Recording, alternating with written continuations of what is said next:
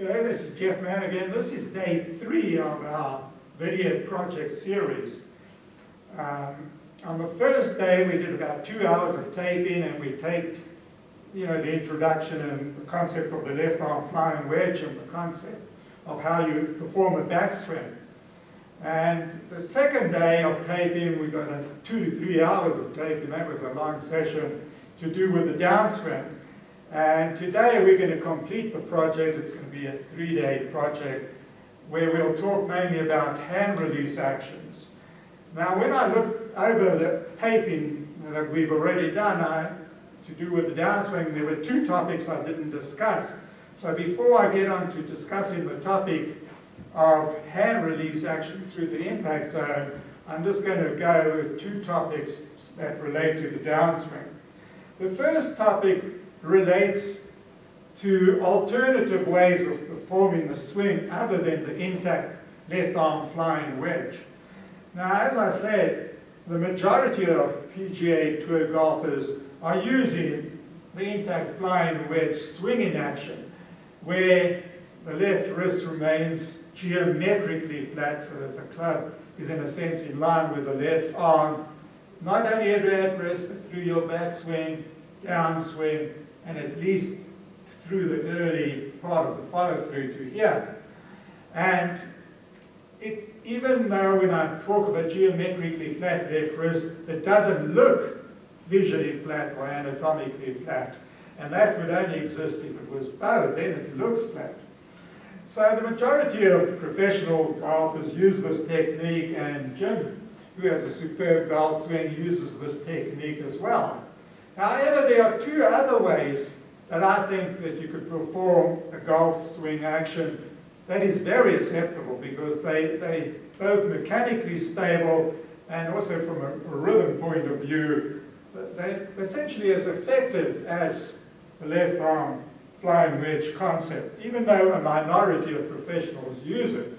So the one concept is to create mechanical stability. I mentioned previously that if you arch or bow your left wrist by a small degree like that, this feels very stable through impact when you come through impact. And as I said, Jim demonstrated how he uses this concept for his putting and chipping action.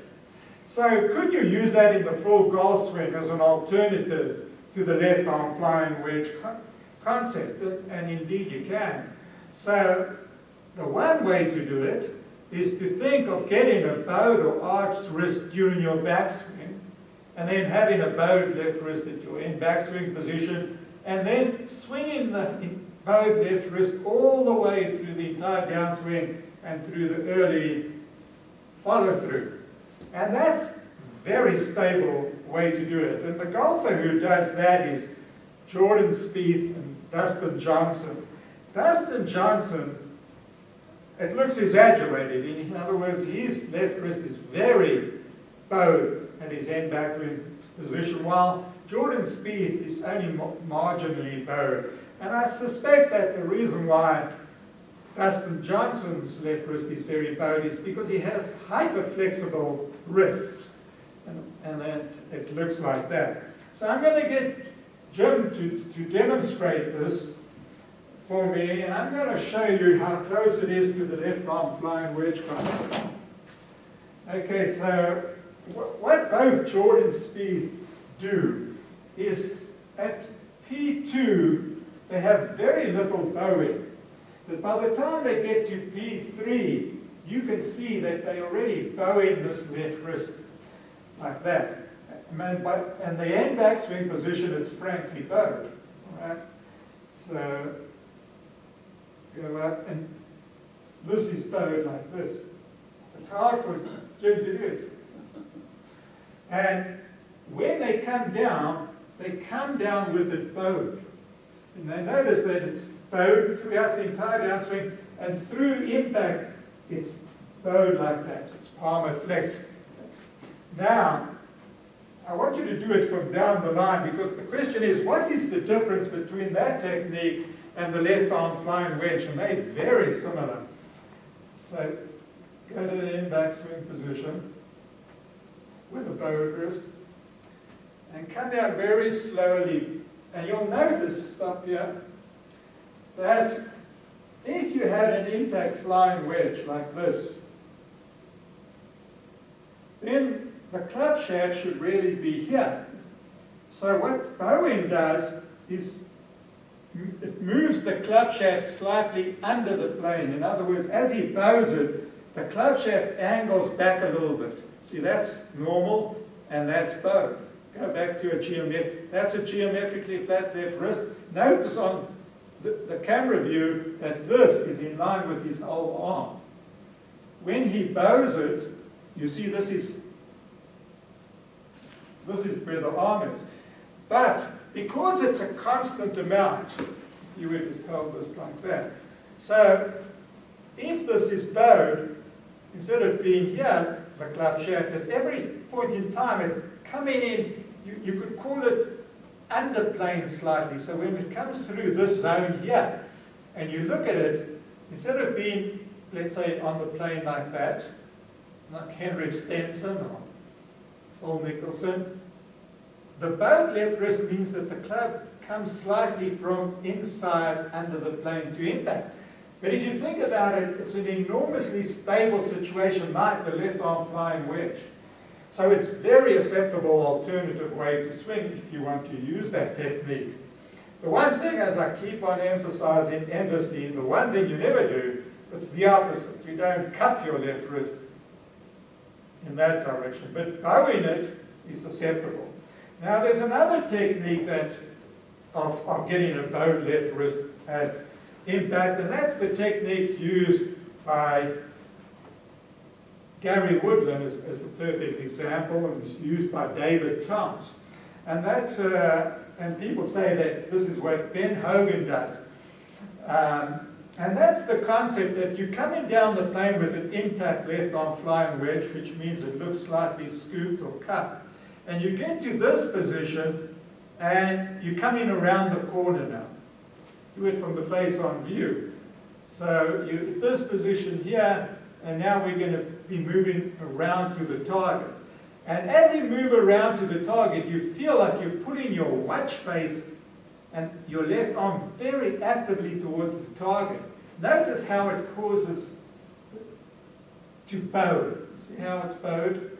And the reason is, imagine the club has a certain amount of inertia, plus the right forearm flying wedge is holding it back there. But you pull in against that resistance, and it bows. The other thing you'll often notice in golfers who use this technique is because they pull in and grip in the club firmly at this moment as they do this, you'll notice there's a certain amount of twist away involved, and this club, can you see, is closing.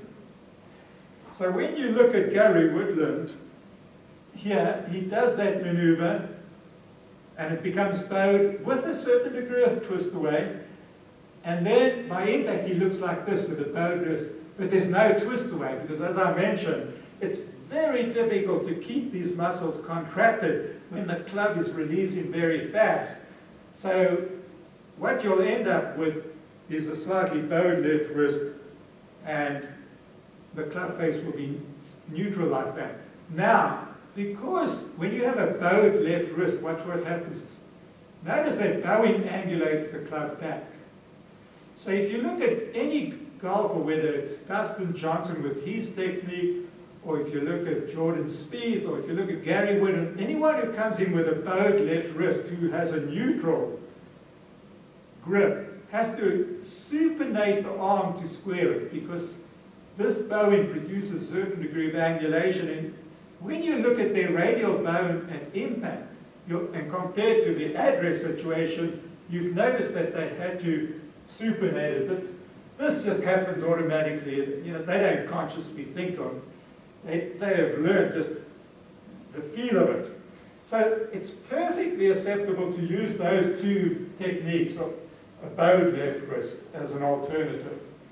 Now, Brian Manzella has a technique, and he calls it rotation about the coupling point. And in his belief is that when you get to this position here, and you're going towards impact, what you're going to be doing is essentially, as you come to impact, is the feeling of the coupling point, as I mentioned, is the midpoint between the two hands. So the club is going to be rotating about its coupling point. So it feels like this left hand is pulling back away from the target, and the club below the coupling point is going towards the target. So it's rotating like this, which to me is a flipping action. See?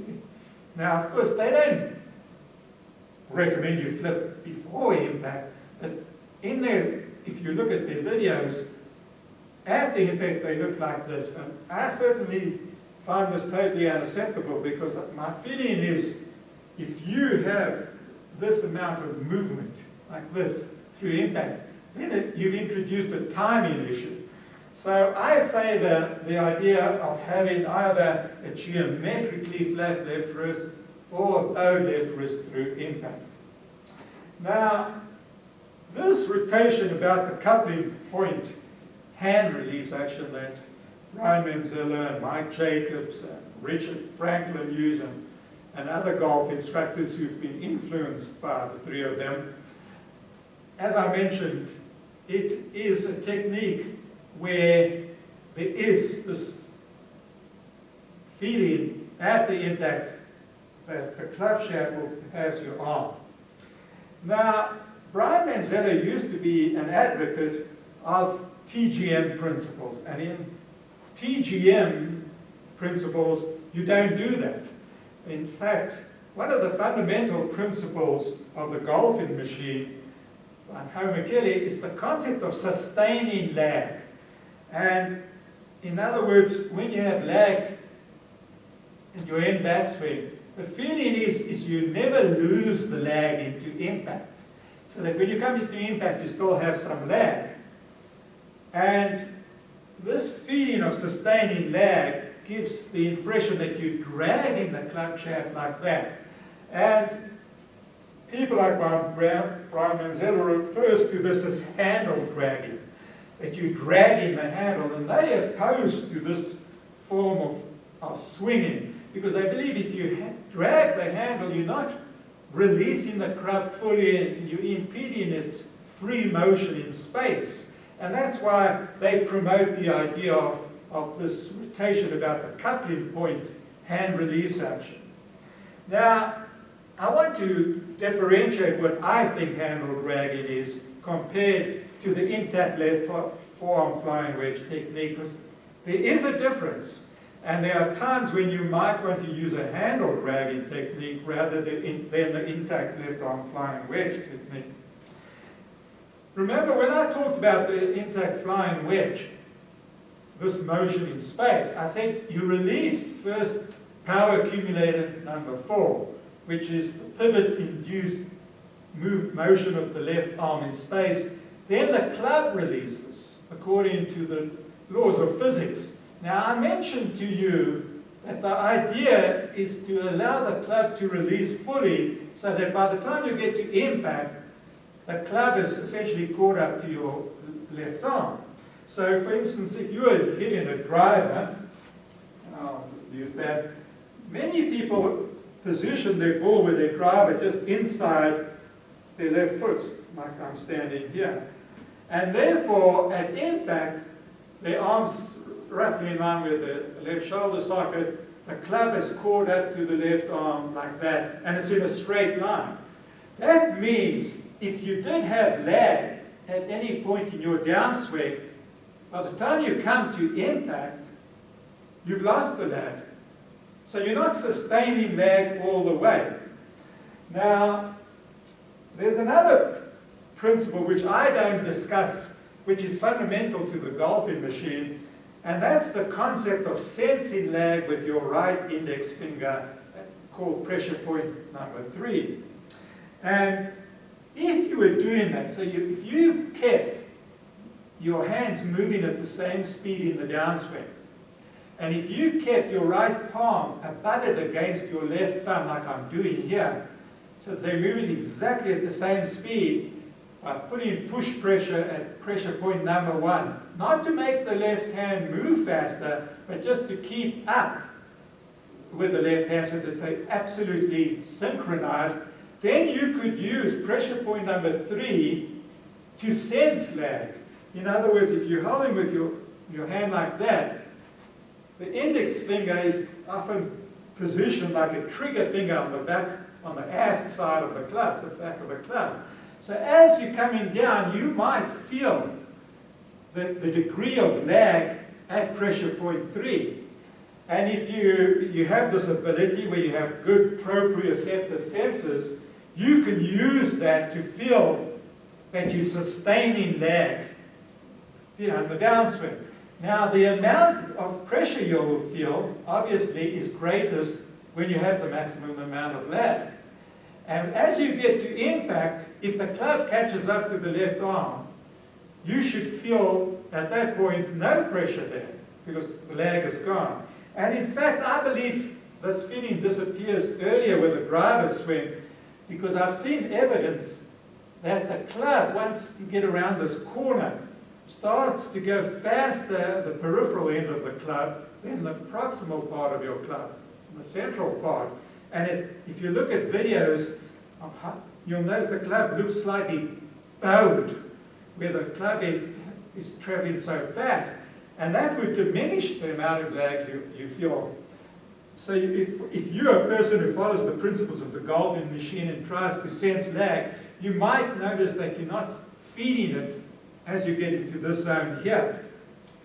Now, in other words, if you understand what I'm saying in the left arm flying wedge technique, you're not sustaining lag in your driver's swing, because you're trying to get the maximum club head speed, and you want this power accumulator number 2 to release with maximum efficiency so that it catches up to the left arm.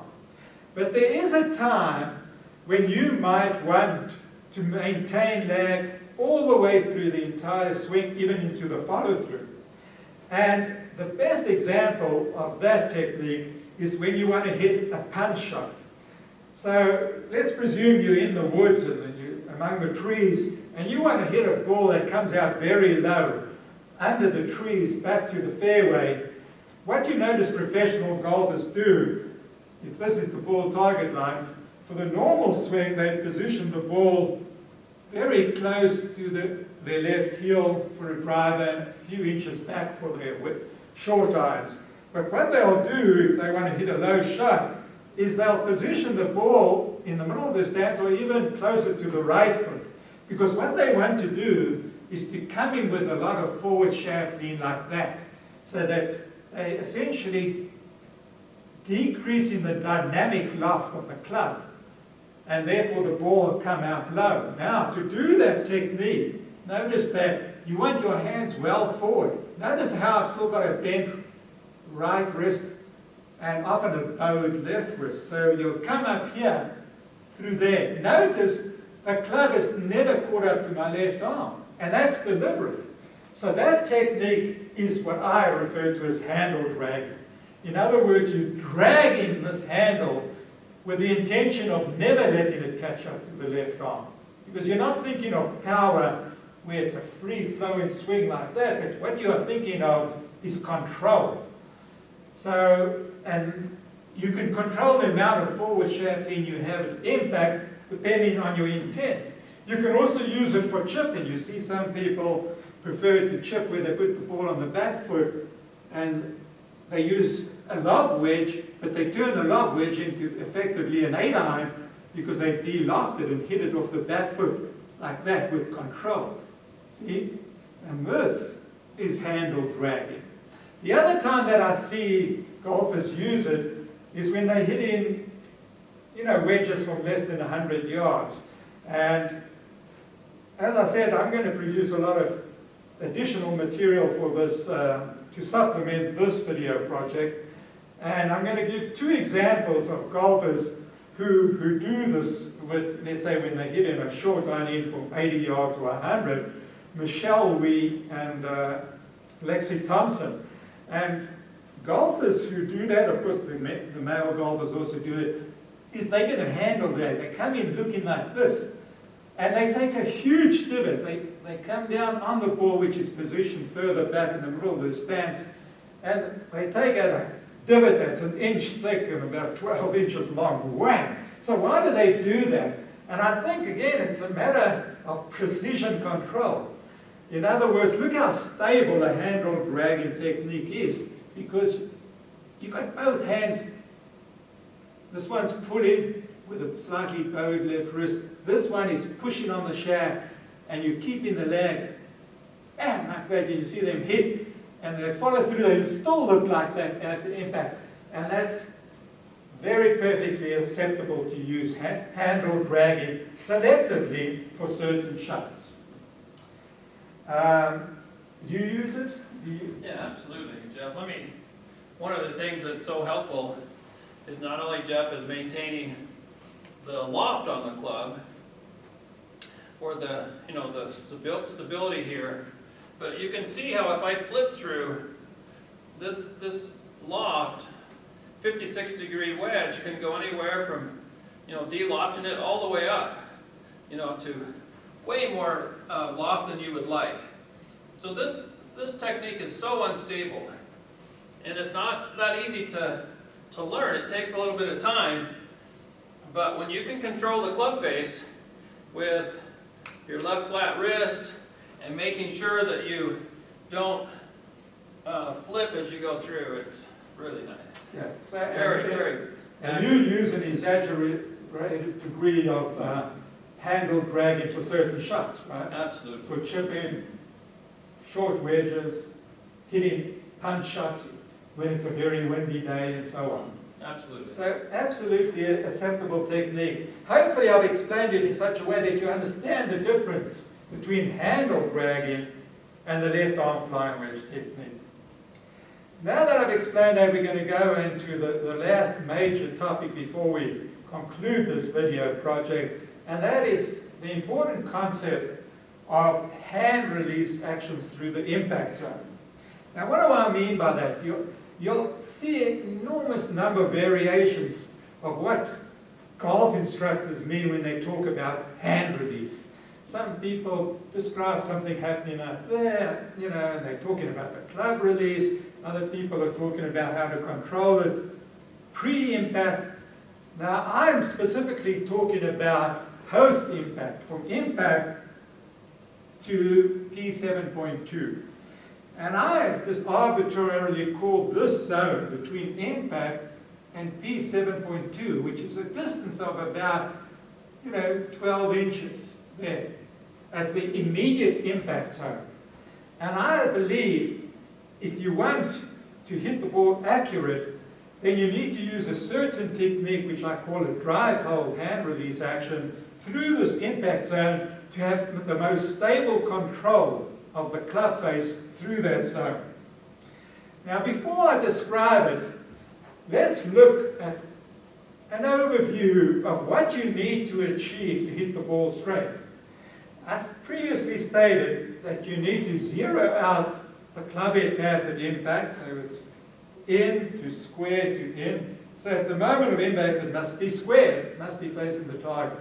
You have to release power accumulator number 3, which is a roll motion due to left forearm supination. You have to perfect that to get it square to impact. And then you've got to hit it on the sweet spot. And I've always talked about how it should be a level strike, but of course a level strike would apply to a driver, for instance. And then if you came with forward shaft lean, you have to make certain compensations, which is too complex to explain here, because you're hitting it before low point. And if you're really interested in how you adjust for that, I've written a review paper called The Ball Flight Laws. And in that review paper, I've talked about concepts like the D-plane. And if you understand all that, then you understand that if you have not a level strike, but you have positive club head attack angle, that you're coming down steeper than that, you have to make certain adjustments. But basically, I've mentioned to you, there are 3 elements you have to control to hit the ball straight. And that is, you have to learn to control the club shaft, the club head, and the club face. And if I go back in time, to what I've already discussed, club shaft control comes from an on-plane swing with a left arm flying wedge technique. So looking from down the line, if you keep your flying wedges intact and you keep this on plane, you have a swing that comes from the inside like that, squared impact, and then goes inside. And if you look at the club head arc, it's perfectly symmetrical. And if you create this, then you have club shaft control. And then at the moment of impact, if it's square facing the target, you've solved a club head path that's square target. But you also have to perfect the release of power accumulator number 2 so that this catches up to your left arm at impact, so that the club head on this club head path is at its correct position on the club head path, and that's club head control. And I've discussed how you do that. The third element I mentioned to you is if you use a neutral left-hand grip, there is in the late downswing a roll motion due to left forearm supination. And therefore, to get a square club face at impact, you have to learn to perfect that. Now let's presume you've perfected it. Theoretically, the ball should go straight.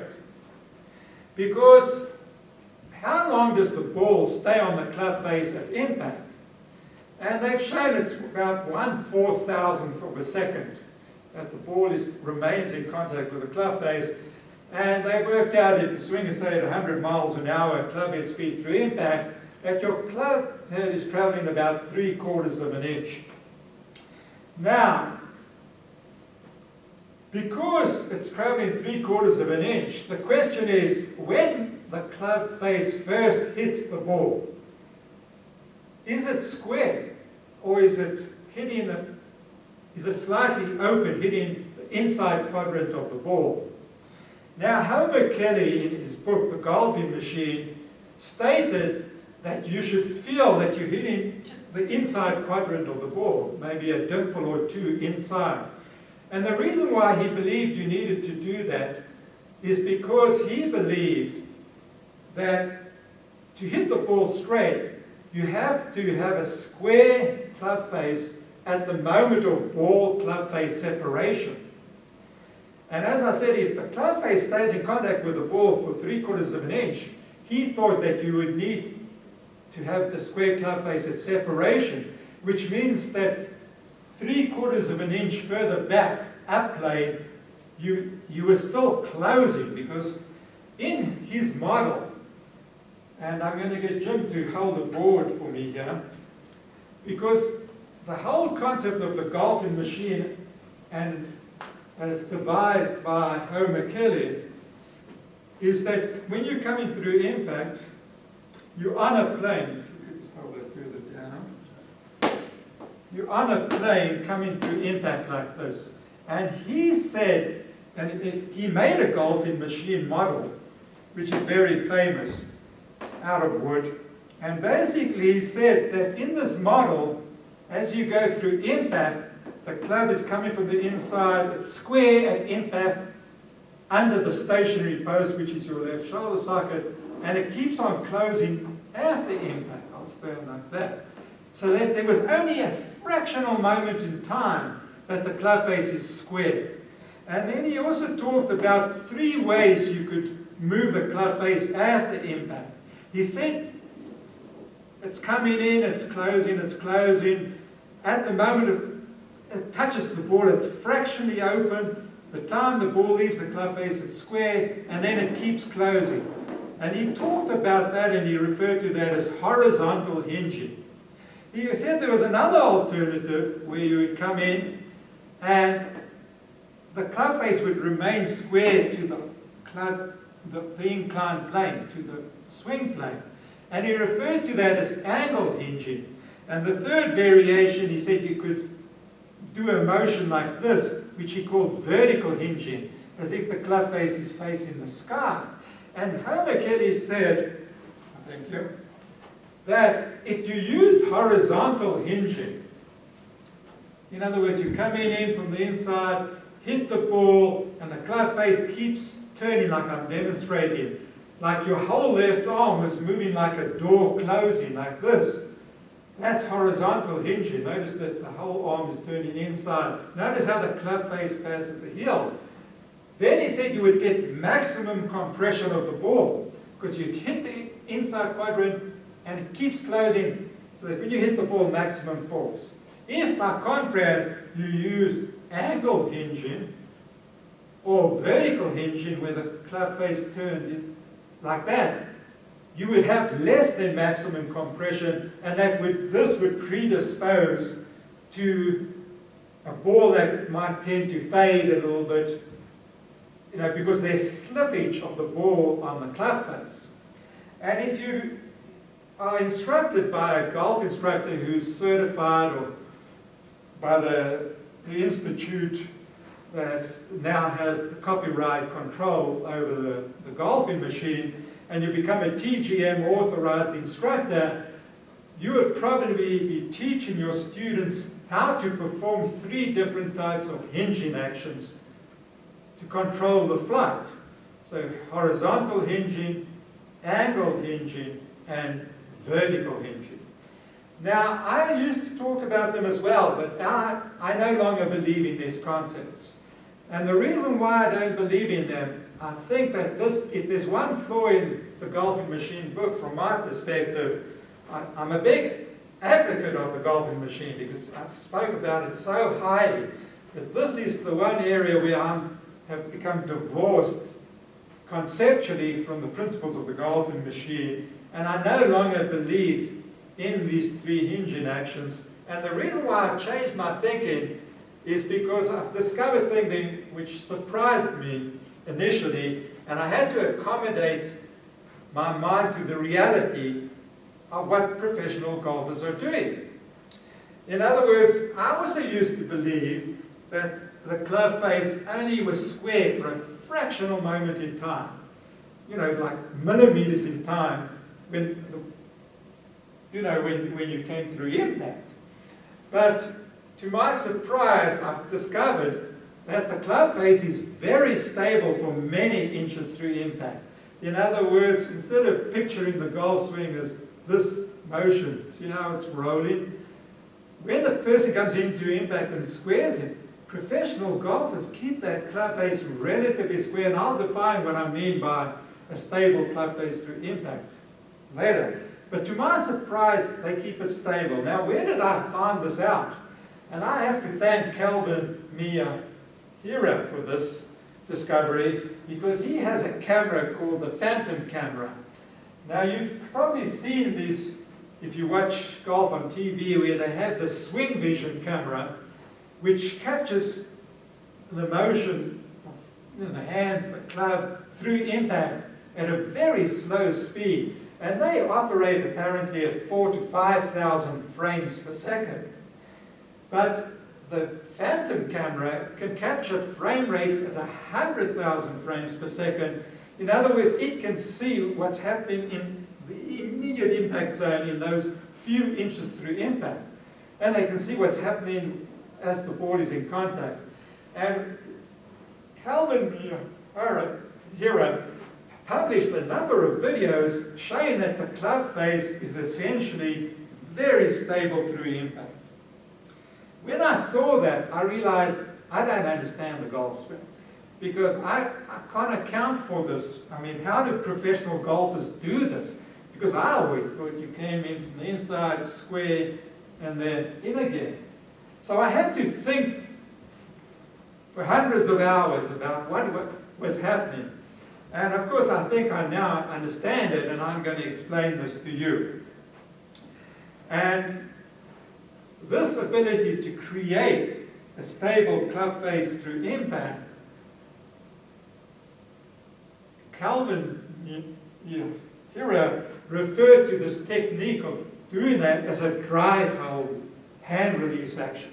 That's where I first, essentially came. Now, I've heard the word drive hold before, because Homer Kelly in his golfing machine book talked of the term drive hold in relationship to a hitter.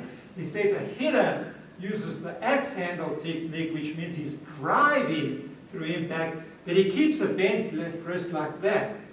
And Homer Kelly called that drive holding. But Calvin Hero talks of drive hold in a different fashion. He talks about keeping a stable club face through the immediate impact zone, whether you're a swinger or a hitter. And he has a definition of drive hold, and he has a whole series of biomechanical elements that he believes are needed to be a drive holder. So he wrote a number of release articles on the release action, which I read, studied them intensely, and came to the conclusion that I disagreed with his definition and I disagreed with his explanations. And if you're interested in why I disagree, I've written a number of review papers where I express my disagreement. And I have my own definition of what a drive hold hand release action is. And I also have my own explanation of how you need to do it biomechanically to be a drive holder. Now, let's go back to what it means, if we could bring that board again.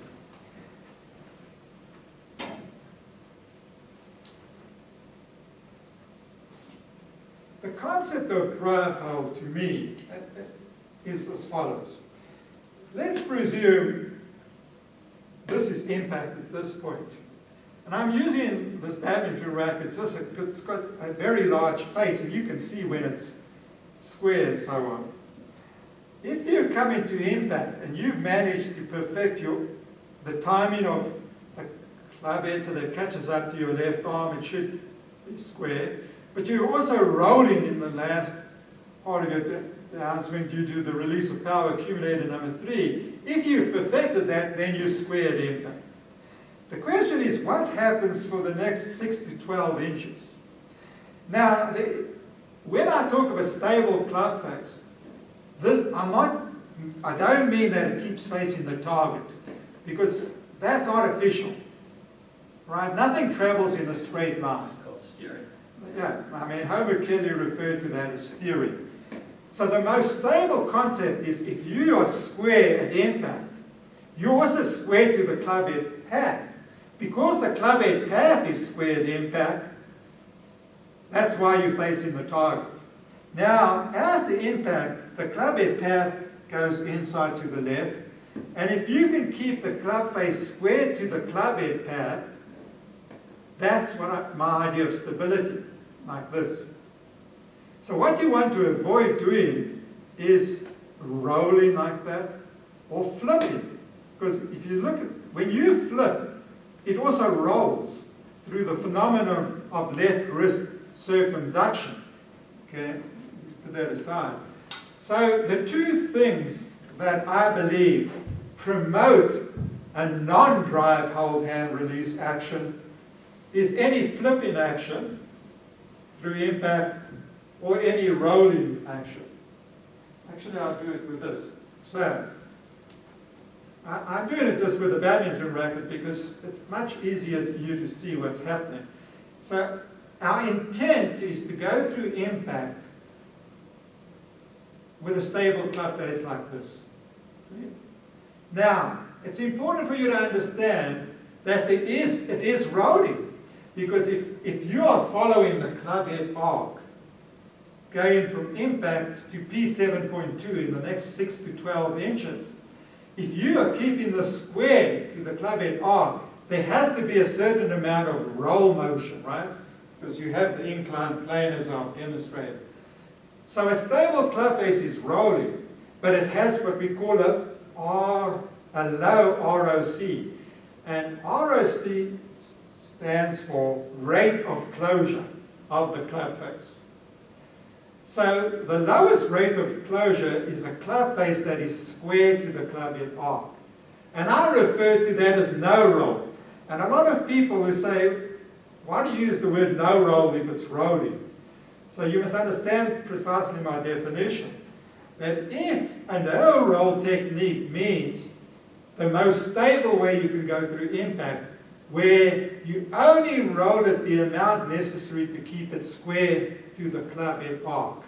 And I call it no roll which basically means you don't roll more than that amount. Right? So no roll does not mean that it's going to the target. That's artificial. That's steering. The second technique is, of a stable club face, is what Homer Kelly referred to as horizontal hinging. So you feel like your left arm is rotating, so your humerus is externally rotating through impact. And therefore notice that it's rolling. So that's more than a no roll. So anything more than a roll is called a full roll. In other words, there are only two types, no roll and full roll. Now, if you roll very fast like this through impact with the motion of the left arm like that, then in this period here, it looks like it's doing that. And because it's rolling so fast, that wouldn't fit my definition of a stable club face. So I differentiate between a delayed full roll and a non-delayed full roll. So for instance, if you came into impact like this and then you performed what Homer Kelly called a full roll hand release, so that when you get to the P8 position, the toe of your club is pointing up. And notice that the club face, in this case the racket face, looks like it's traveling vertical to the ground all the time. And at this P8 position, it's vertical. If you use that technique, and I'm going to discuss it in detail like that, then the delayed full roll is just the fact that for the first 6 to 12 inches, the amount of full roll is so small that it almost looks like a no roll, as if you are not rolling. And those two techniques, the delayed full roll and the no roll, are what I call drive, hold, hand release actions. Now, I'm going to talk about another concept to do with arm release actions, just as an introduction, because we're going to go into detail. Notice that I'm just talking about the behavior, essentially, of the club face through impact. But when we talk of hand release actions, remember your entire left arm and body are moving in space through impact. If you look at a golfer from upline like this, you'll notice that they use two techniques. The one technique, you'll notice their hands moving inside like that. And I refer to that arm release action like this as a CP arm release action. CP stands for centripetal, and you can conceive it as keeping the hands very close to your body, see, like this, through impact and beyond impact in the follow-through. And that's why the word centripetal is.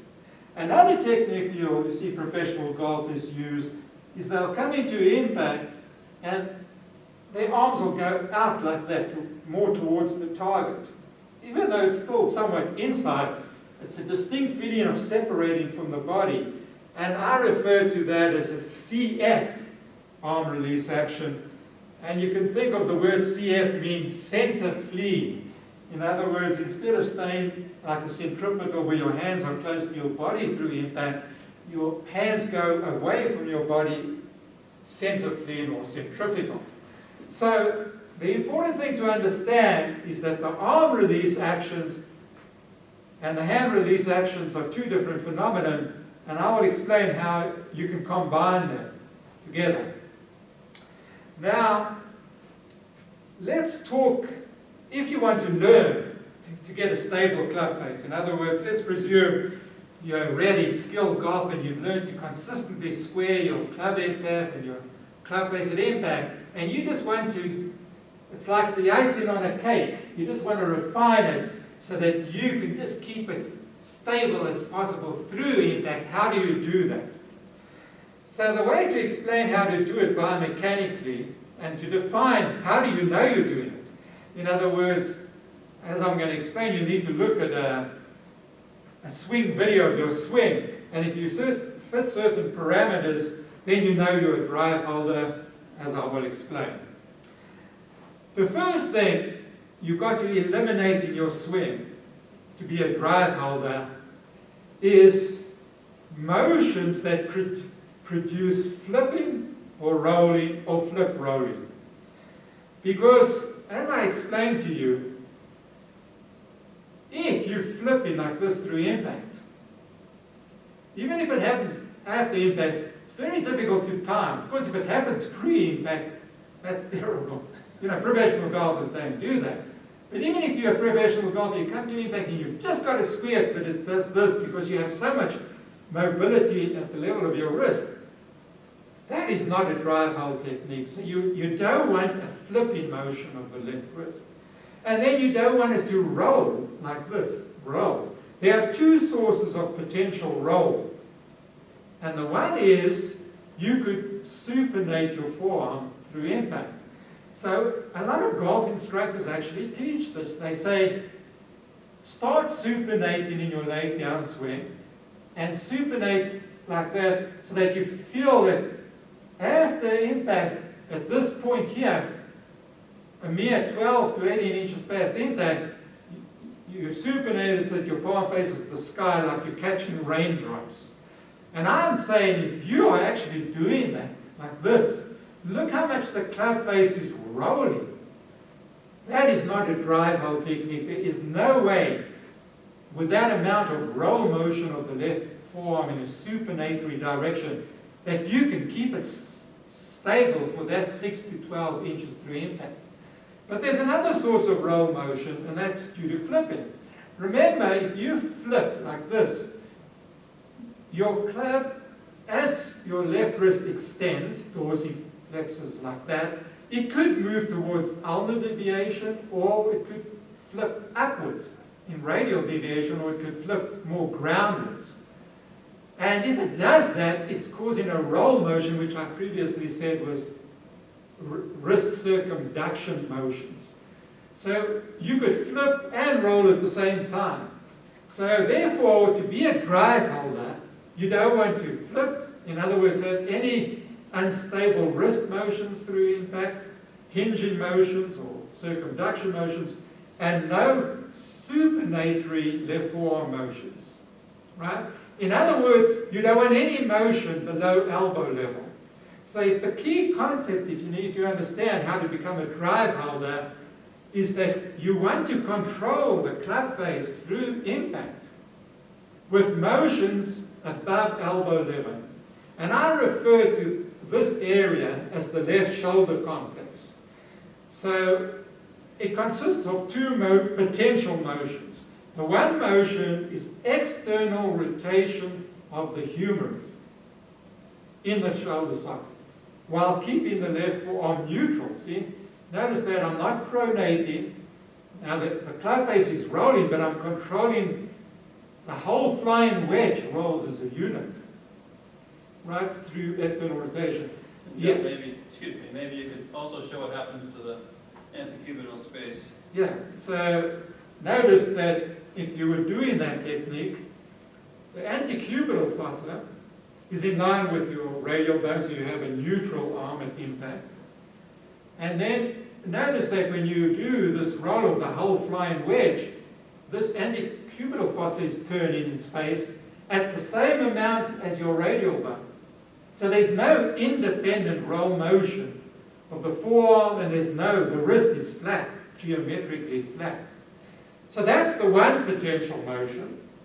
The other potential motion that you could have, independent of this external rotation of the humerus, is the left shoulder socket can move up and inside left through impact, like that.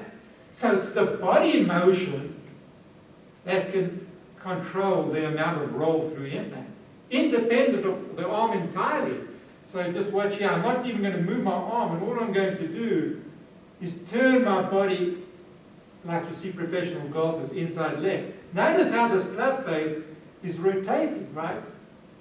So what I'm saying, if you want to maintain a stable club face through impact, you must think those are your two biomechanical alternatives. That there's going to be no wrist motion and no left forearm supinatory motion. Now let me describe the two techniques that you could use. The one, as I said to you, is the delayed full roll hand release action. And in the delayed full roll hand release action, it's usually combined with a CF arm release action. And you see a lot of professional golfers who use that in their driver swing. So what they're doing, essentially, they come to impact and they externally rotating the entire flying wedge as a unit in a controlled way. But they're doing it so slow in the first 6 to 12 inches that this club face is maximally stable through the first 6 to 12 inches post-impact. But most of the motion is occurring at this level. And you'll notice that their body, although it's turning inside left, doesn't turn that much. Therefore, you'll notice their hands go out towards the target in a CF arm release action. And I use Jim because he's so good at demonstrating everything I ask of him. So you're going to demonstrate a delayed full roll very slowly through impact, stopping every few inches to show how you keep it stable. Notice that, look at the club face. Notice that it's not turning excessively, right, through there. Notice at this point, it's turned only the amount necessary to keep it square to the club head arc, right? Now, let's look at what he's doing biomechanically. We'll do that in slow motion. Notice that his radial bone and his antecubital fossa are more or less in a straight line, and he's not supinating. He's controlling the feeling by rolling the entire left arm as a unit, right? Notice that he's keeping a geometrically flat left wrist, right? So that's right. Notice that there is no change in his wrist angle, right? Now, if you look what he's doing in that, particularly the first 12 inches, some professional golfers are so good, they actually get out to there and it's still, look at that. He still hasn't supinated, he still has a geometrically flat left wrist. Now if you do that, I want you to do... Well, the shaft hasn't passed my left arm. So this is a key concept I'm now going to say. Because you're going to say, how do you know you're doing it correctly? In other words, if you are doing this technique, CF arm release action, CF, which means like that, and you're trying to control the amount of roll, how do you know that you haven't had too much roll? And the key concept, if you can get to P7.2, or if you're even better to P7.3, with a club shaft not bypassing your left arm, that's a very good physical sign that you have minimized the amount of roll and they minimized any potential flipping. So just do it again.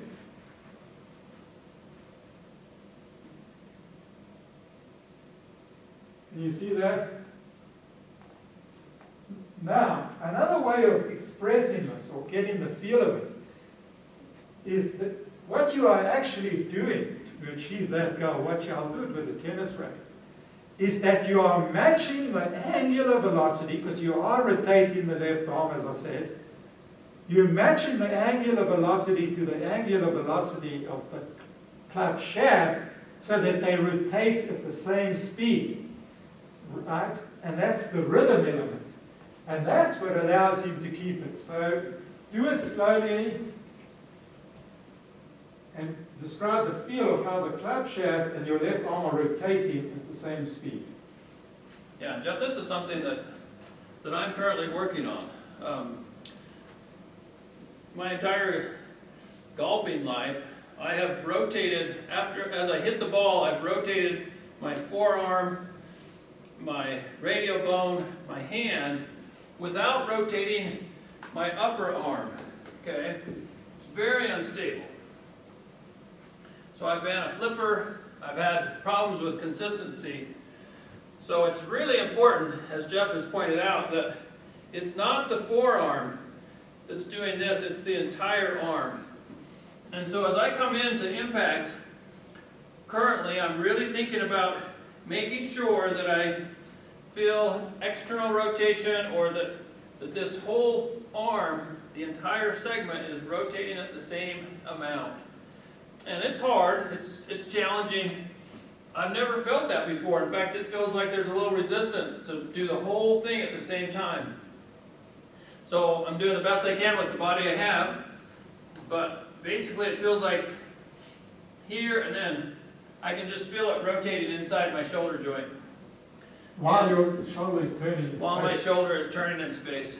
Now do it uplined towards the camera, because I want you to see what it looks like.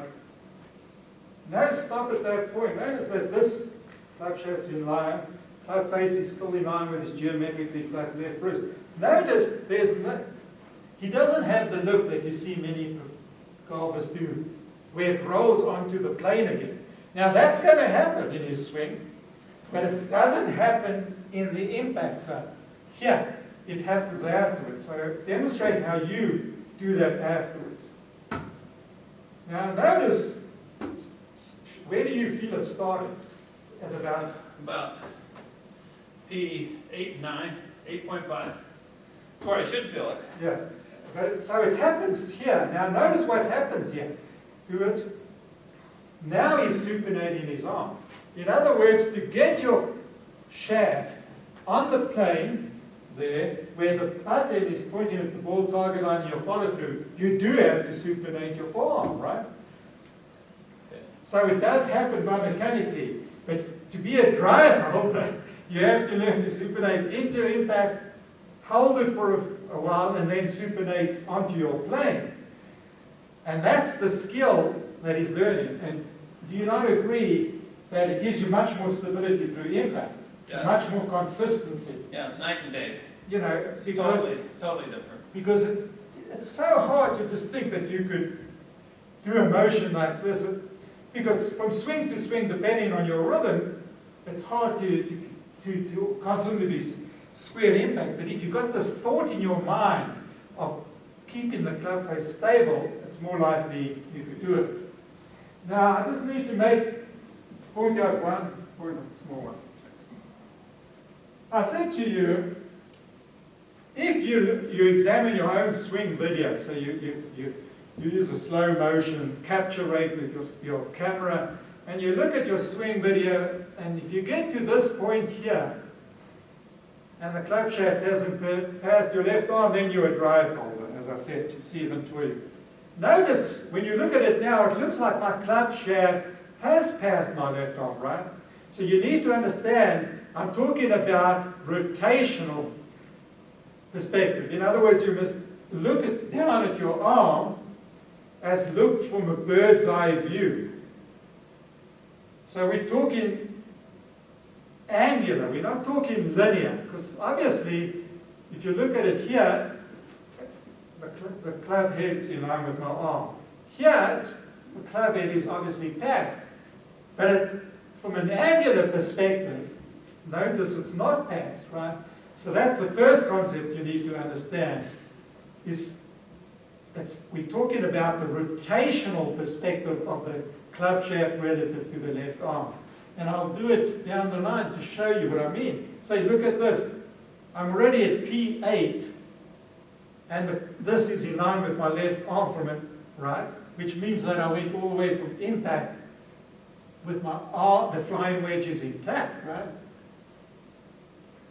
So that's the first concept. Now, what would cause the club shaft to bypass your left? Look at it. You can see my club shaft has bypassed my left arm. That's a non-drive hold. And as I mentioned to you, one cause is flipping, but another cause is rolling. Now you would say, how does rolling do that? And the reason is, watch, I'm holding the intact flying wedge in line with my arm. And now I'm going to supinate my forearm. Notice that this club shaft has bypassed my arm.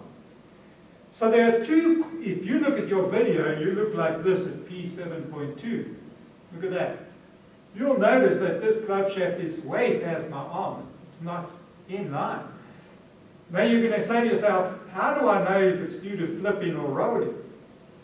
Because both can do it. And the way to look is you've got to say, I've got to study two things in my video. One, I've got to look at the left wrist. Does it look like it's more bent, more dorsiflexed? The second point, look at your radial bone to get a perspective of how much has it rolled relative to your antecubital fossa in that time period. This is especially important under this condition. I mentioned to you club shaft bypassing the arm is not equivalent to left wrist flipping. Left wrist flipping is one cause of it. But as I mentioned to you, excessive supination of the left forearm can also cause the club shaft to flip. But if you hold your club in a mid-palmar grip like that, in a straight line, see there, a straight line, I'm now going to supinate. Notice, look how much the club face is rolling. That's very unstable, right? But notice that this is not bypassing my arm. So when you examine your swing videos and you get to here and you say, oh, I'm a drive holder because this hasn't passed my arm. You might not be a drive holder if you have a very small accumulated number 3 angle because you come into impact like this. And you might have rolled tremendously through impact without it bypassing your arm. So you need to examine 3 elements in if you decide to analyze your own swing videos. What is your accumulator number 3 at impact? Is it small or, like most golfers, moderate? Look at the radial bone and look at the degree of dorsiflexion bending of the left wrist. So, you don't want to look like this at P7.2. Because if you look like that, that means that in this 6 to 12 inches of club head travel from impact to P7.2, you have just had way too much wobble, mobility. So, if you see that, you've got to ask yourself, what caused it? And I believe, what causes people to flip and to roll are a number of biomechanical elements. I'm going to discuss them, which you need to get out of your swing because they're swing faults. So the one reason is if you are swinging, and you've got quite a good swing, but you stall the motion of your left arm at impact, and the club has a certain momentum. So the club keeps going, but you stop moving your left hand, and then the club just bypasses your arm. So that's one cause. And that's why I keep on emphasizing that to be a drive holder, the feeling is that the whole flying wedge moves as a unit through impact, which means that the left arm angular velocity is matched to the angular velocity of the club shaft. Right? As you're doing it there, right? That's the feeling. So you don't stall your left arm motion. The second thing, you don't want to apply a force onto the club with the right hand that would push it. So even if you don't slow it, let's say you're quite good at keeping up the angular velocity, but you straighten your wrist and you apply pressure below the coupling point by straightening, look at my straightening wrist, like this. That'll flip it, right? In fact, there's one top 100 golf instructor, and I'm sometimes amazed how they get to become top 100 golf instructors, considering some of the advice they give, who stated, and I've featured this on my website, that you must deliberately, when you get to this position here, straighten your wrist like that. And he calls it a slap hand release action. He says if you do this, like that, straighten your wrist very quickly, you will get more swing power and hit the ball further. I don't believe you'll get more swing power, and it's been scientifically actually proven that you can't get more swing power going from this position at impact with a bent wrist to a flipped, straightened palmar flexed right wrist. The amount of extra swing power you can get by doing this is negligible because you've got the club head's already traveling, club head might be traveling 100 miles an hour. To think that you can make it travel faster by doing this, but what you will do is have a very unstable club face if you are doing that. So there must be no feeling, if you want to be a drive holder, of straightening your right wrist actively. Any straightening, if you are using a full roll release like this, notice, I mentioned previously, you go from supinated, the right forearm, doing the right forearm paddling wheeling action, to neutral at impact. If you use the full roll release like that, you're going to pronate your forearm over like that, so your hand's going to feel like it's doing that. And your right wrist will straighten, so at impact you'll have a bent wrist, and it will straighten like that at some point. But it must be happening passively. The feeling is that you put in and matching the angular velocity of your left arm. So those are the two reasons why you might be a flipper, through impact like that, and then the club shaft bypasses your left arm. I mentioned the other cause of club shaft pass in your arm is excessive roll motion, too much supination. So again, I mentioned previously that there's a golf instructor, A.J. Bono, who says that when you come to about this position in your swing, you must do a hand crossover release. A hand crossover release where you actively supinate the forearm and actively using muscle action pronate so that you roll your forearm, your right hand over your left hand like I'm doing here, is by definition a non-drive hold release action. So those are the things you have to avoid. Now, the key element, if you want to use what I call the delayed full roll hand release action, which goes very well with the CF arm release action, the key thought is concentrating on the rhythm and speed of motion of your flying wedge through impact, particularly the feeling of your left arm being matched in angular velocity to the speed of the club shaft cradle, right? And you use that technique. Now, this technique I mentioned to you previously depends on rhythm, right? There's even an alternative technique, as I mentioned to you, it's called the no-roll hand release action. And I believe that's the most stable way to go through impact with the maximum degree of stability. Because that technique depends on rhythm, but it also, you get additional stability by using your right arm. And I'm going to do it with a tennis racket to show you this technique.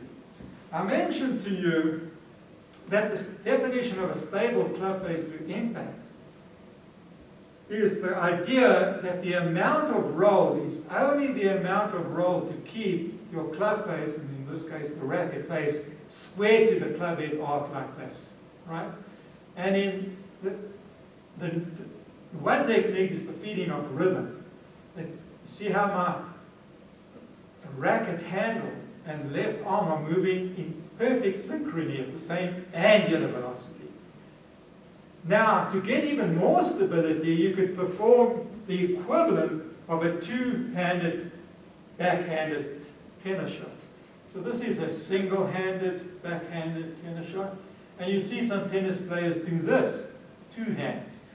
Notice, if you put the right hand on the back and you apply pressure with the base of your right palm, the mid-palm crease, over the left thumb at pressure point number 1, now you have rhythmic stability combined with an element of mechanical stability because you just feel more stable with two arms, right? Now, to do this requires tremendous flexibility because look at let me explain why.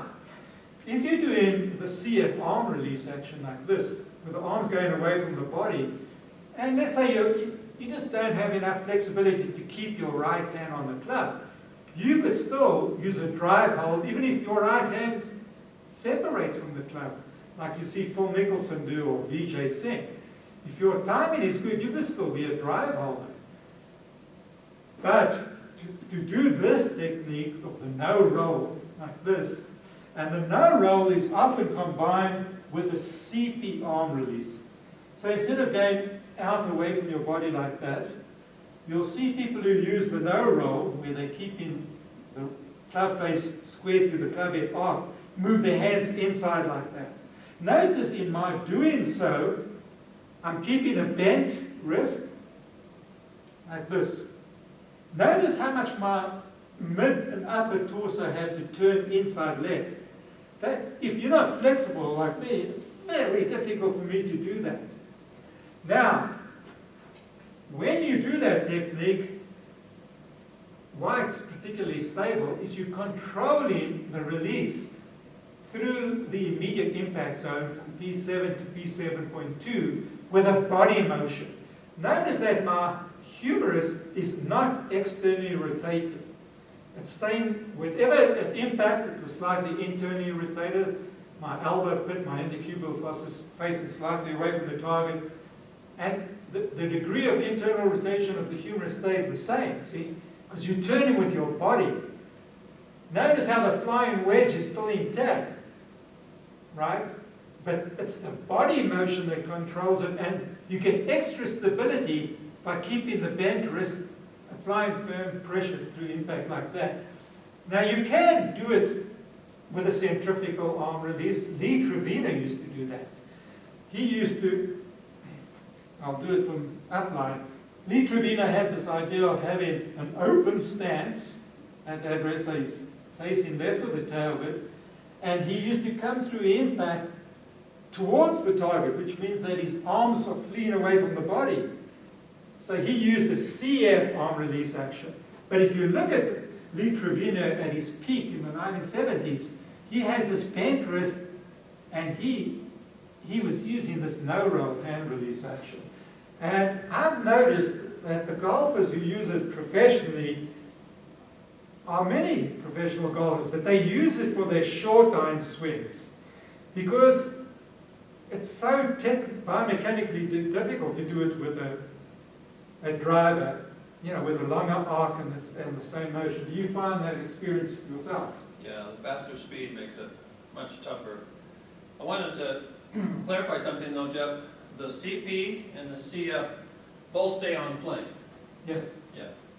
So he's kind of demonstrating it like this, but we're still staying on the inclined plane. The arms are just going out from the body. They're just separating from the body, but my club shaft is still pointing at the ball target. Yeah. Yeah. Now, if you demonstrate, do it with a short iron, wedge first. So he's going to do a CP arm release action combined with a no roll in slow motion. Now, much slower, an inch at a time. Notice the club face is staying square to the club head arc, right? So he's minimized the amount of roll. Come back here to impact. So in these first 6 to 12 inches of travel, look at how stable this club face is. Right? The stability comes from the fact, right? Let's look at all the biomechanical elements that give him the stability in that true impact. One, he's not flipping, he's not bending his left wrist. Two, he's not supinating his forearm. He's not even externally rotating his humerus. He's moving the whole body. He's keeping the right arm so closely tight with the left arm, with the bent wrist on the back of the shaft, giving stability through. And then he turns inside left, right? And then stand up. And if I had a choice, and I said, I want you to perform one technique, I would love to be able to do that. But that is, to me, biomechanically, physically, and athletically, the most difficult technique to do. So do it with your driver swing. Now the driver, you know, first of all, it's a longer club, and it's traveling at a much greater speed. So when I go slow, it's pretty easy. See, when he goes slow, he's doing it right. You can see here how the whole body turns as a unit. Now, this, I want him to stop at P8. if you look at this line between the shoulders and the two arms, think of it as a triangle. And think of that as being your impact triangle. So you come into impact like this, you see there, slightly bent wrist. You think of keeping the triangle biomechanically unchanged from here through impact. Right? So in slow motion you can do it, right? Mm-hmm.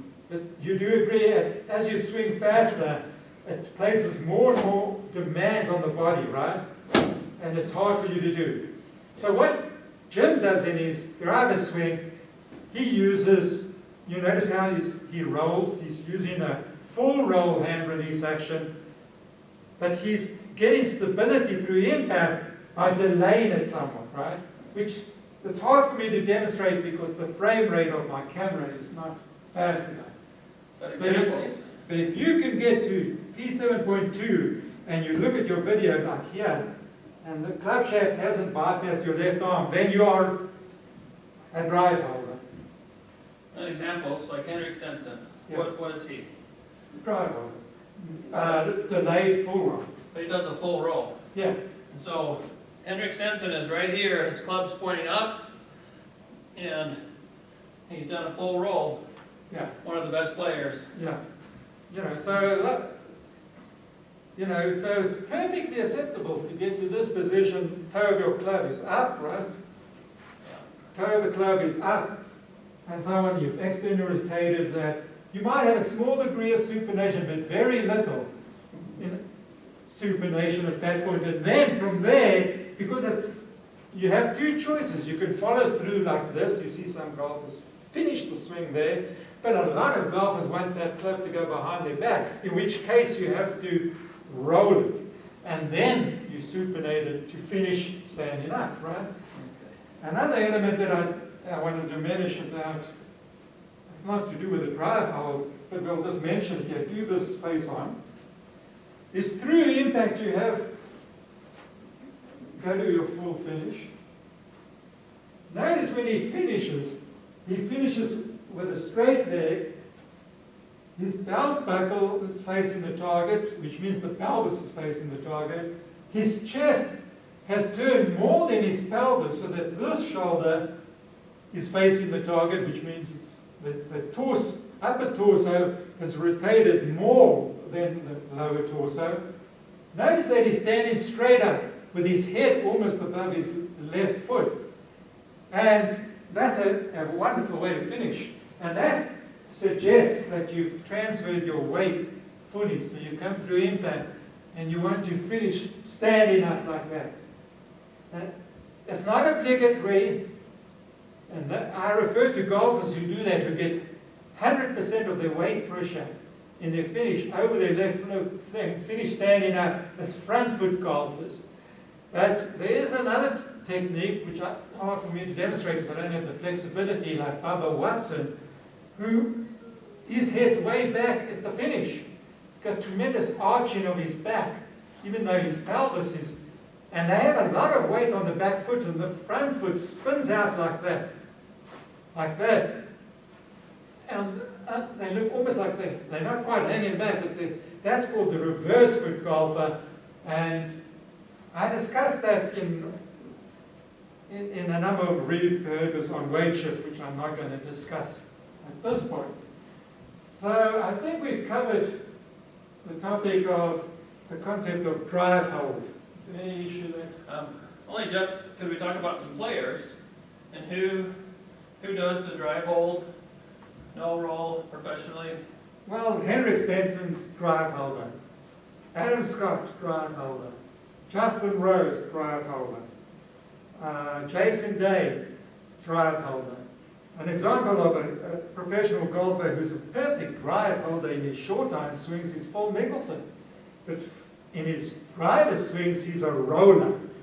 And I define a roller as a non-drive hold release action because what Phil Mickelson does with his driver swings is he supinates his lead forearm like that to catch raindrops. And you'll notice that Phil Mickelson, if you watch it, this arm, the rear palm separates from the club. And he's only got the tips of his fingers like that. And he's a non-drive holder when it comes to his driver swing. Now, another example of a non-drive holder, I think, is Luke Donald.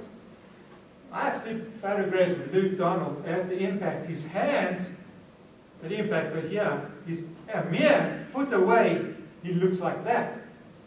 That's a hand crossover, hand release action. And Luke Donald's a superb golfer. And on a good day when his rhythm is great, he can win, one of the PGA Tour events. But he suffers from inconsistency, I believe, because of being a non-drive holder.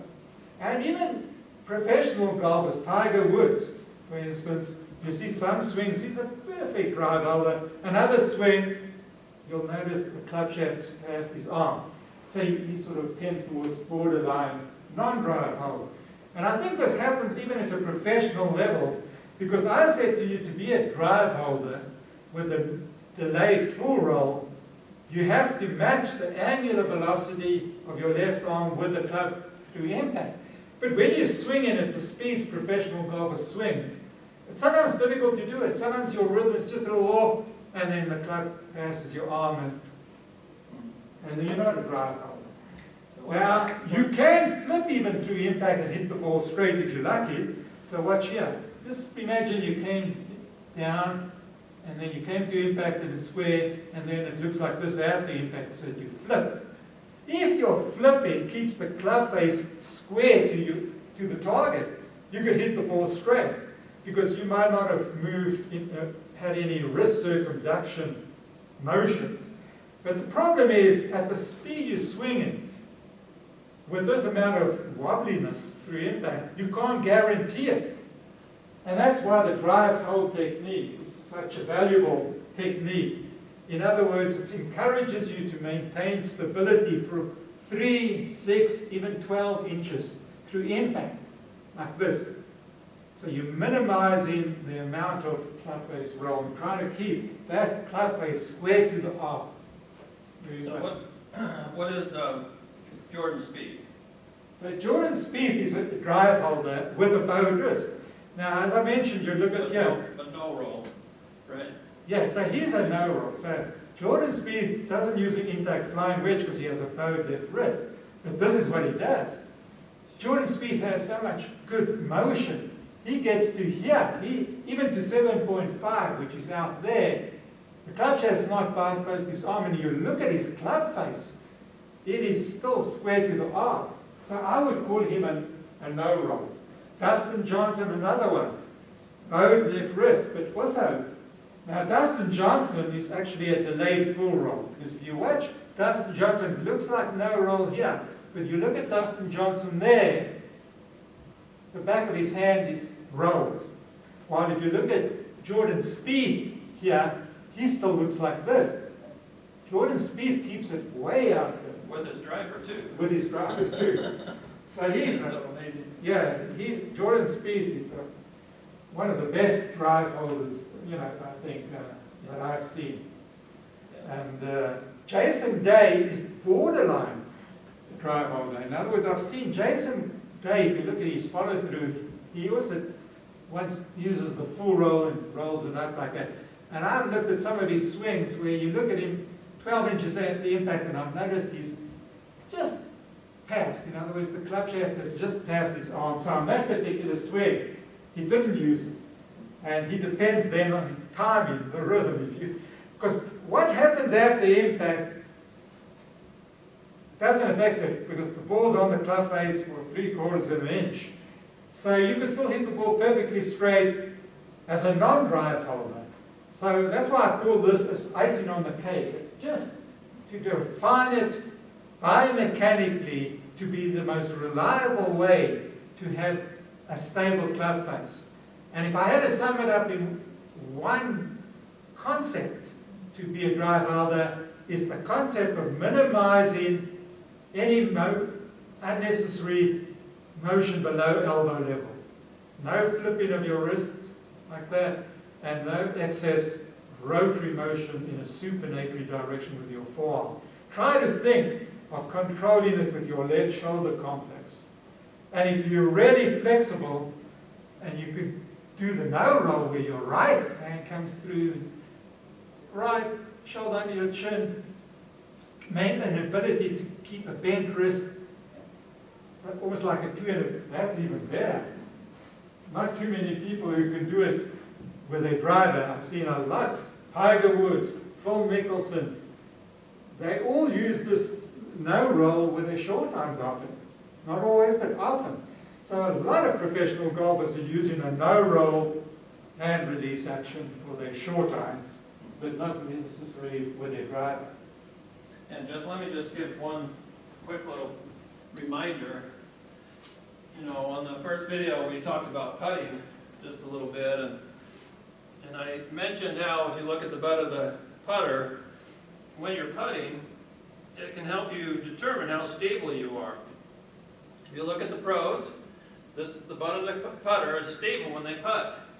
There's no movement of the butt of the putter. It doesn't oscillate or hinge or cock and uncock like this. It's very stable. And so the same concept, the reason they putt so well is because they control the club face and the club head. Now you can use that same example with a longer club with this drive hold concept when you're looking at your videos to see what's happening to the butt of this club as you go through impact. And you can focus on this wrist and the antecubital fossa and so forth, but you can also look at the butt of the club and see what it's doing, and if it's oscillating, we know that it's unstable. Yeah. So it goes from putting, chipping, pitching, short irons, mid irons, fairway woods, all the way up to your driver, and through that 6 to 12 inches, if you can minimize the amount of oscillation in the butt of the club, the handle of the club, then you're going to be closer to a drive hole. Yeah. So now we come into the concluding remarks.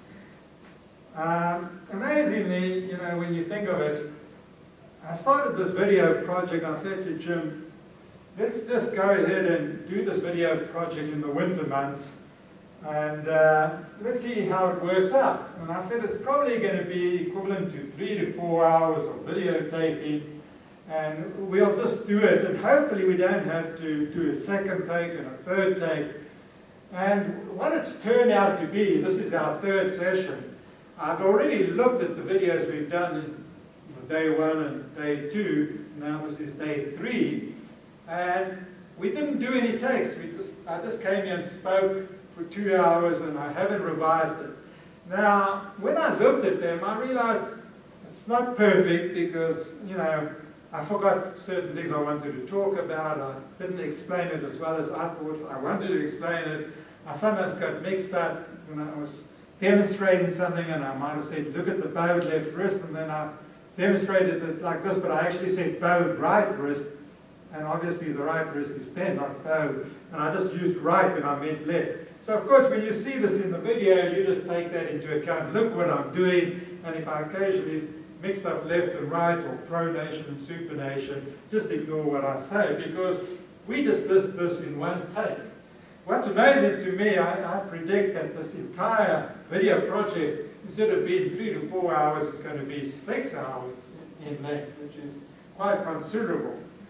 So before I do my final statement and so on, you've got to think, this is quite amazing, that we've done 6 hours of video instruction for you like this.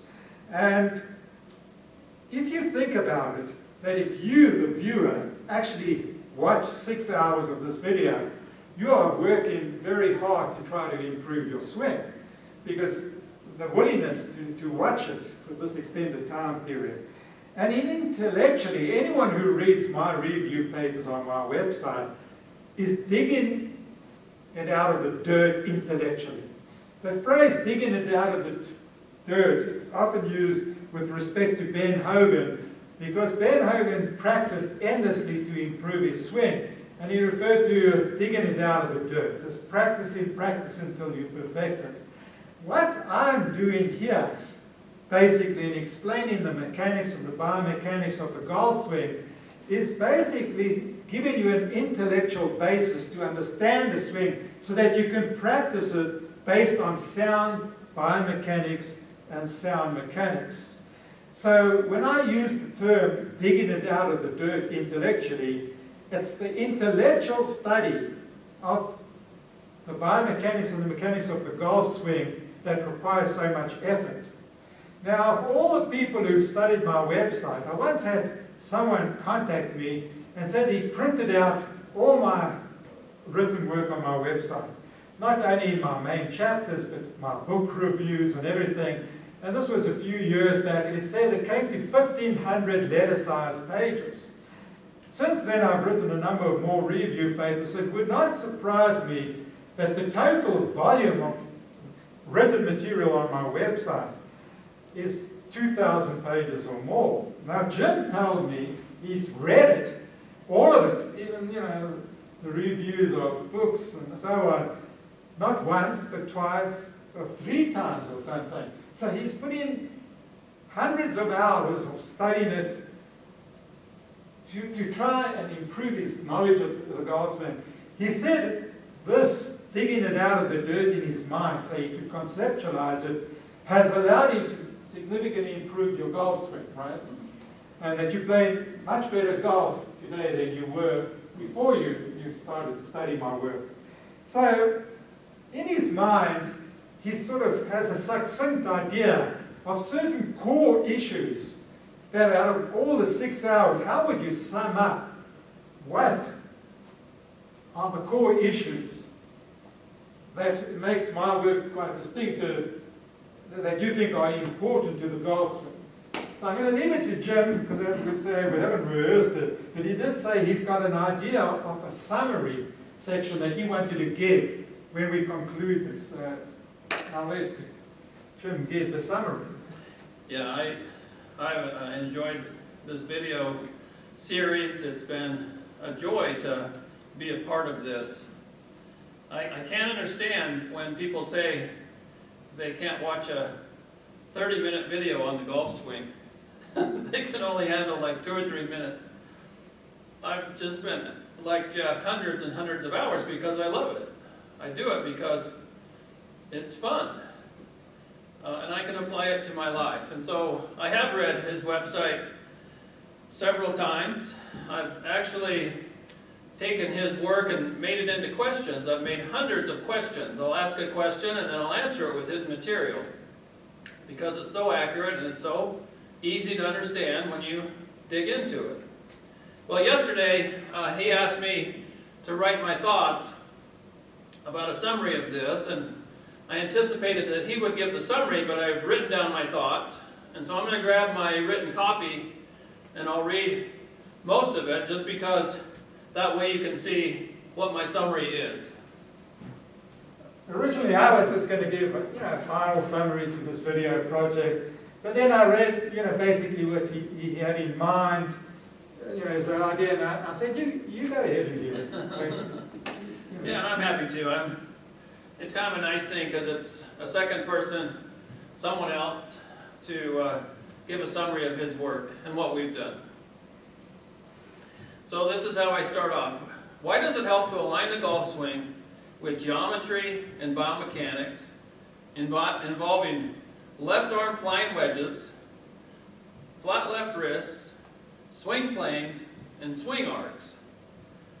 And here's the answer to this question. The ball is hit from the side of the ball target line. We hit it from the side. Golf is a side-on game. Number 2, the club is manufactured to be positioned to the side of the player. And we need to hit the ball with the bottom of the club flat to the ground. So this is how it's been manufactured. You can see that's perfect for a side-on game. And we should hit the ball with the club flat on the ground with all of our clubs. Number 3, the swing is to be swung on an inclined plane based on the shaft plane. Okay, so we base it on this shaft plane. We know our body can't move along the shaft plane for the entire time.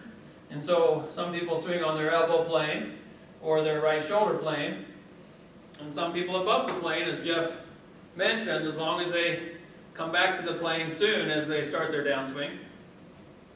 Number 4, there's a low point to the swing, and the club should normally be moving slightly downward as it comes to its low point. And finally, there are essentially no straight lines during the swing. The swing is a rounded swing arc. So, those are a few points. Those are 5 individual reasons why we need geometry and biomechanics. We need left arm flying wedges. We need flat left wrists. We need swing plane alignments. Otherwise, we'll be lost. So here's what I wrote. If you currently have too much, as I put it, hit and bitch, we just see a lot of bitching and moaning instantly right after someone hits a ball. Boom, and they know they've mishit it, and they start groaning. And so, if you want to continue to do that, then don't change. Don't worry about this alignment stuff. You can simply continue to disobey the geometry and the biomechanics of the golf swing. And it's just not as fun that way. However, if you would like to not get pissed and instead enjoy bliss, then jump on board and learn to perform what we have presented in this video series. The choice is yours. We recommend the bliss side of things. That's a much better way to enjoy the game of golf. So as a first step, just like Jeff has said, you need to understand the material. Awareness and understanding of what you need to accomplish is always the first step. You can't be blind. You have to be blind to this. You have to have a knowledge. The second step is you have to apply the mechanics. And like we said, you have to look. You have to look at your swing, you have to look at videotape, and you must learn to perform the swing mechanics as Jeff has so eloquently discussed. Okay? The next step, the third step, is you have to develop a sense for how these biomechanics feel and how they actually feel in the golf swing. You must develop this feel so you can repeat the swing and know how it feels to do it correctly. And then finally, the final step is to make your mechanically correct swing automatic.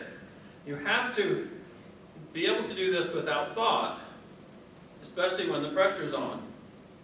So this is how you can develop a quality PGA, or I should say a PGA quality swing.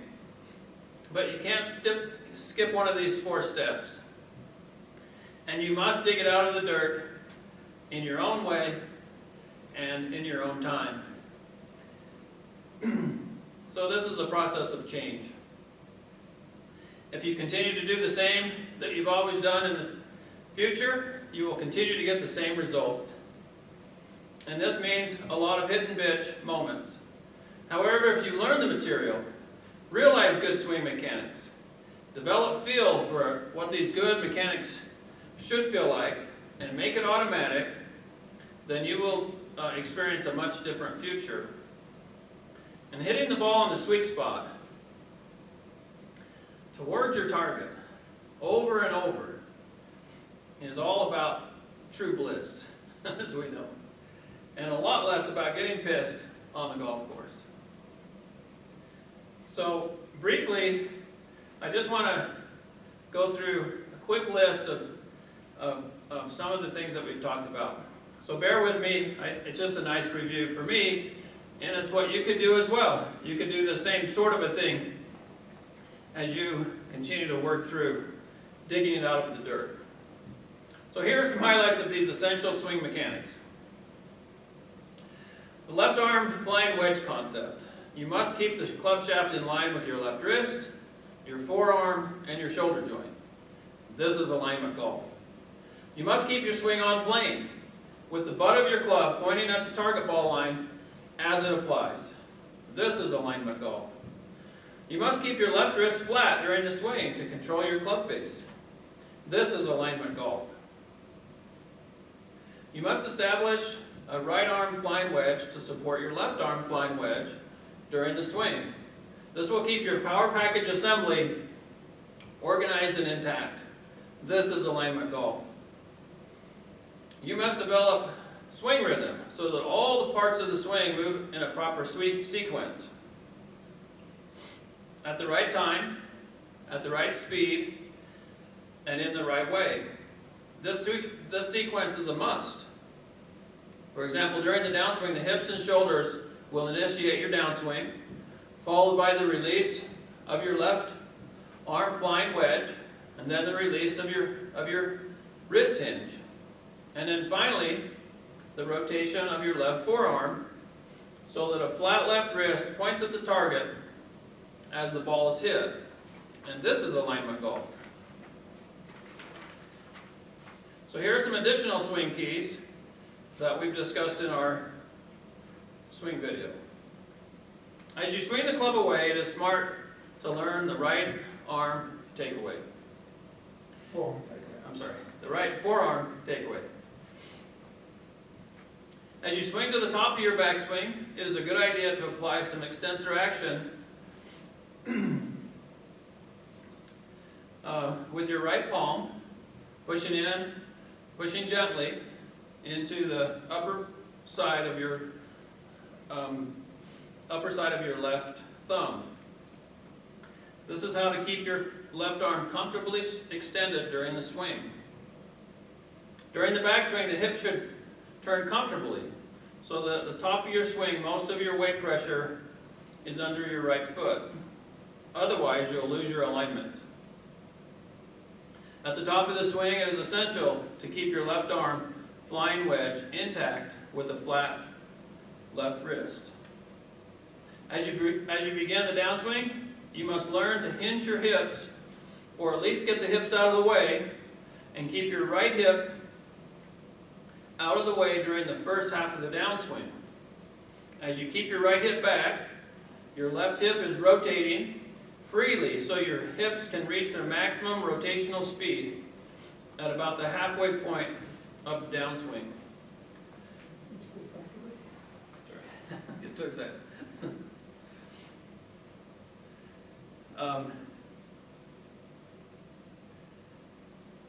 It is important to perform the Sam Snead squat move correctly by moving your hips correctly.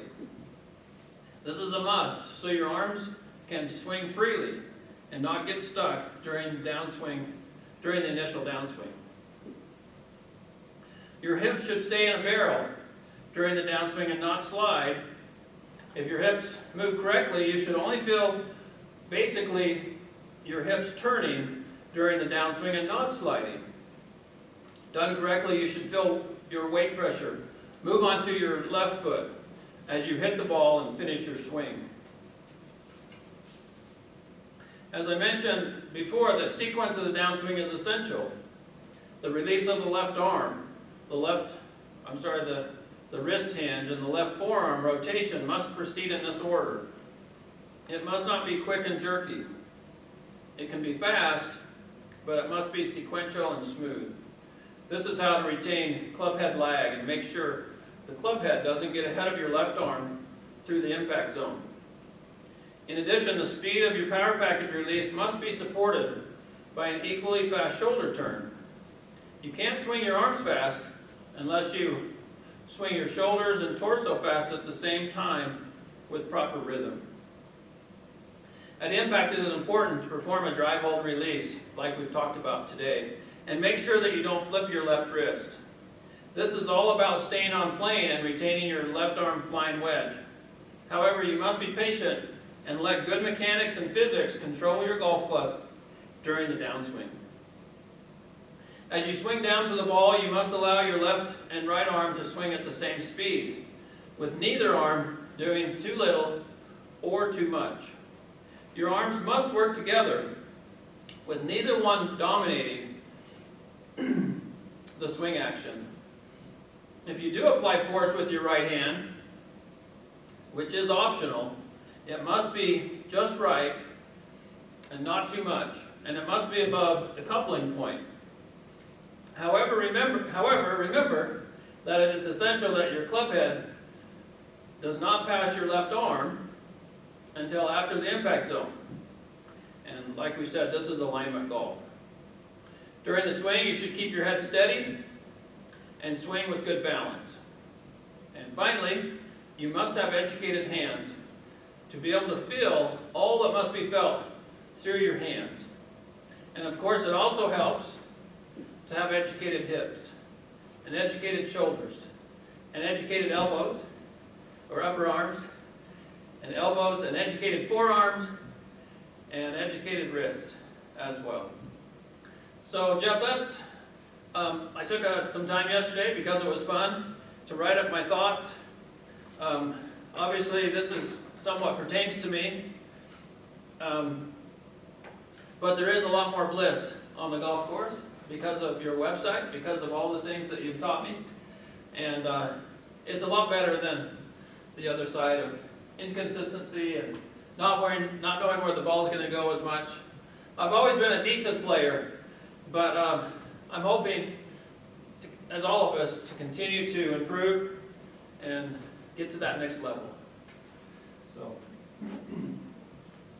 Okay, the best way for me to conclude this is to get Jim here to perform a driver's swing.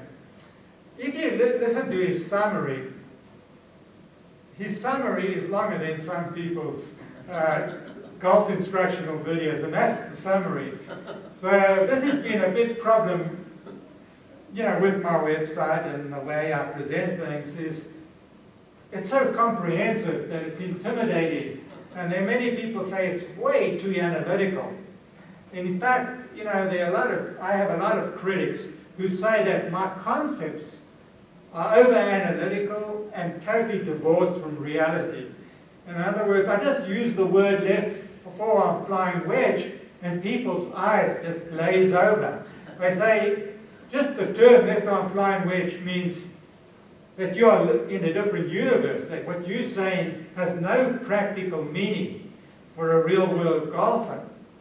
And if I had to give this presentation alone for 6 hours without Jim being here, many of you who had the ability to stay awake and watch all of these 6 hours would have not been convinced that what I say is rational, both from a biomechanical and a mechanical sense, if you didn't see it executed by Jim.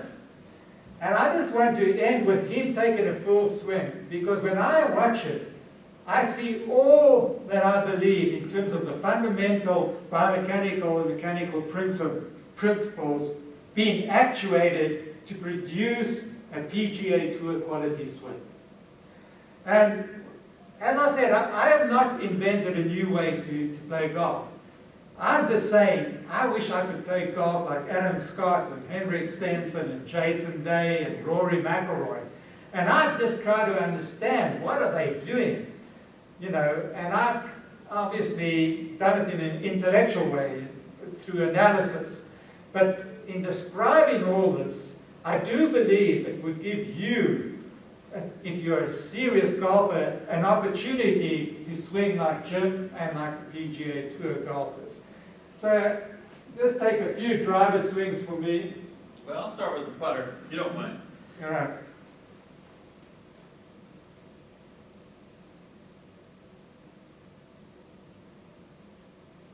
So even with this swing, I'm trying to make sure both arms are going at the same speed.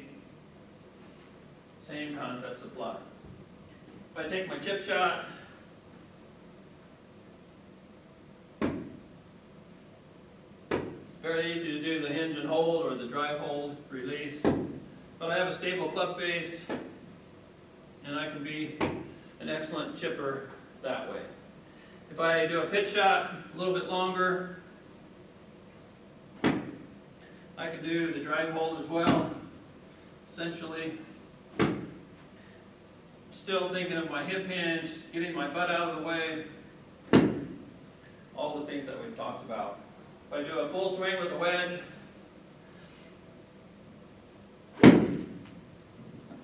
a little dirt flying up.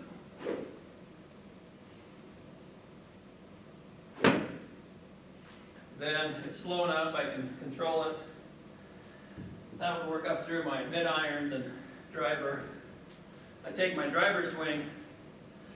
I'm still working on this external rotation and trying to get a little better drive hold. But it's coming as I understand the principles. So it's very exciting.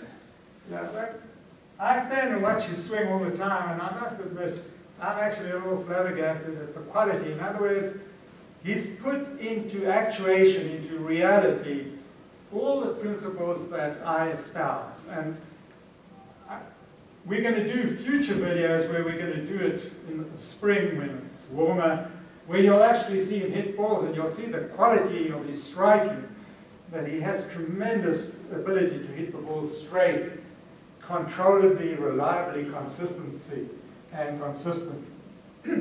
Now, so we've come to the end of the video. This is, as I say, the third day, and it's going to turn out, I think, to be between 6 and 7 hours of video. Now, I've noticed, people have said to me, produce a DVD, or I'll pay to have, to have it downloadable and so on.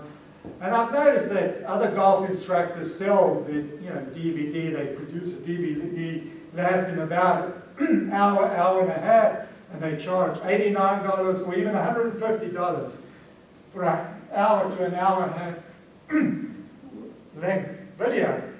And so the question is, how much should I charge for this 6 to 7 hours of material? And basically, I've decided to not charge anything, because for me, I've been studying the golf swing for 10 years now, thousands of hours thinking about it, and I've never earned a cent for all my effort, because it's been essentially a labor of love. And I've always felt that it's intellectually stimulating, but at the back of my mind has been this altruistic gesture, the idea that it could help other golfers to play better golf, which gives me a sense of satisfaction. And when I approached Jim to be my model, I said to him, I'll be willing to pay you to be my model. But Jim said to me, he's got the same attitude as me. He basically stated that he felt he was going to do it for free because he's got the same altruistic mindset, that we just want people to play better golf. And if you, the viewer who's watching this 6 to 7 hour series, which I'm going to post on YouTube, felt that we've done a good job, in presenting the materials so that you could play better golf, you could click on the thumbs up symbol, in YouTube, and just give us a thumbs up.